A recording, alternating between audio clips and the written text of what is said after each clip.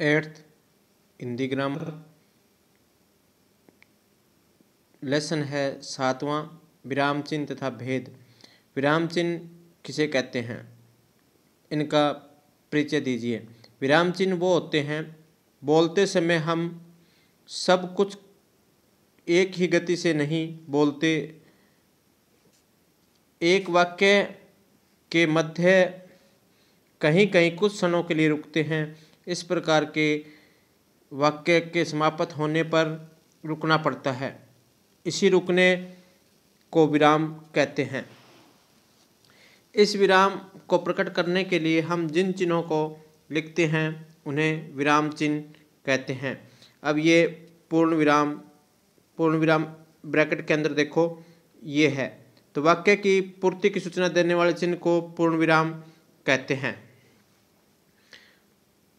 अर्धविराम कॉमा लगा करके उसके ऊपर एक बिंदु होती है। वाक्य की पूर्ण समाप्ति न होने पर जहाँ बीच में समाप्ति सी लगे उसे क्या कहते हैं, अर्धविराम। अब है अल्प विराम। पढ़ते समय जहाँ थोड़ी देर ठहरना हो वहाँ अल्प विराम का प्रयोग होता है। पूर्ण विराम आगे जाने वाली बात के लिए पहले वाक्य से संकेत करना हो तो इसका निर्देशक का प्रयोग होता है। अब प्रश्न सूचक वाक्य के प्रश्न वाचक सूचित करने के लिए इसका प्रयोग किया जाता है। विस्मयादिबोधक मानसिक आवेगों के लिए इसका प्रयोग होता है।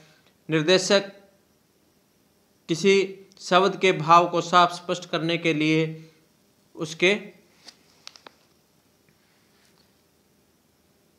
उसके आगे लगाया जाता है। संयोजक यह समस्त पदों के बीच लगाकर समास की सूचना देता है।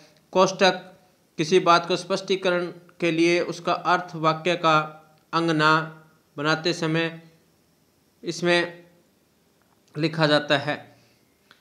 जिस तरह से हमारे राष्ट्रपिता महात्मा गांधी, ये ब्रैकेट में आ गया कि बलिदान दिवस 30 जनवरी को है।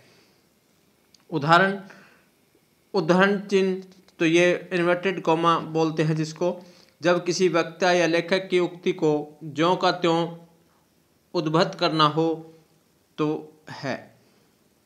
लाघव चिन्ह ये बिंदु है या जीरो है छोटी, किसी शब्द को संक्षेप में लिखने के लिए हम इसका प्रयोग होता है। जैसे पंडित, नेहरू, लाला लाजपत राय, डॉक्टर, तो इस तरह से ये लाघव चिन्ह होते हैं। संबोधन चिन्ह किसी को बुलाने या पुकारने में इसका प्रयोग होता है। जैसे हे ईश्वर, तो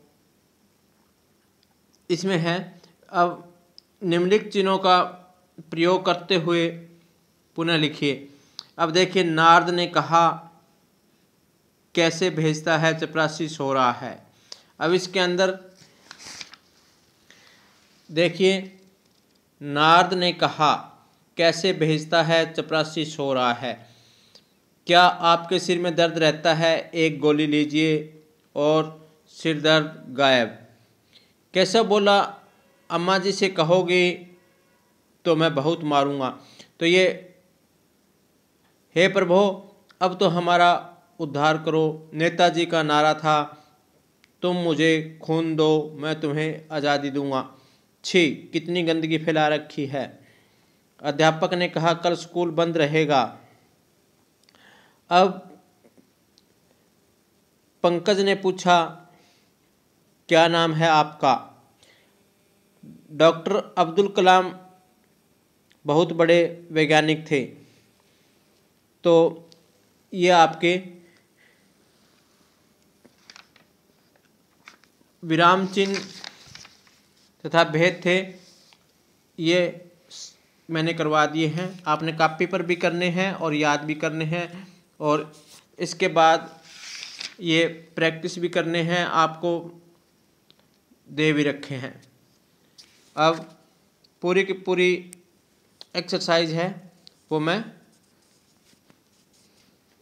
इसमें डाल दी है। Thank you.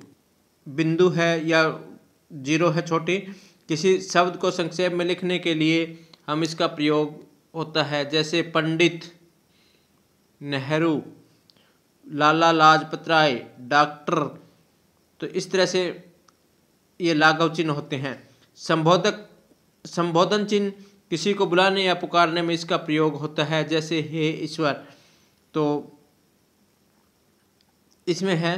अब निम्नलिखित चिन्हों का प्रयोग करते हुए पुनः लिखिए। अब देखिए, नारद ने कहा कैसे भेजता है चपरासी सो रहा है। अब इसके अंदर देखिए, नारद ने कहा कैसे भेजता है चपरासी सो रहा है। क्या आपके सिर में दर्द रहता है, एक गोली लीजिए और सिर दर्द गायब। केशव बोला, अम्मा जी से कहोगे तो मैं बहुत मारूंगा।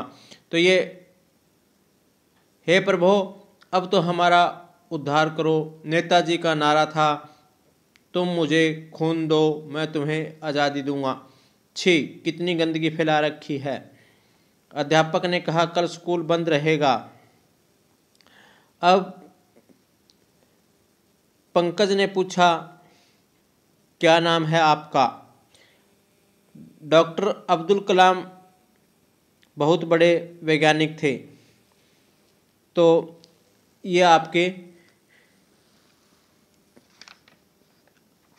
विराम चिन्ह तथा भेद थे, ये मैंने करवा दिए हैं। आपने कॉपी पर भी करने हैं और याद भी करने हैं, और इसके बाद ये प्रैक्टिस भी करने हैं, आपको दे भी रखे हैं।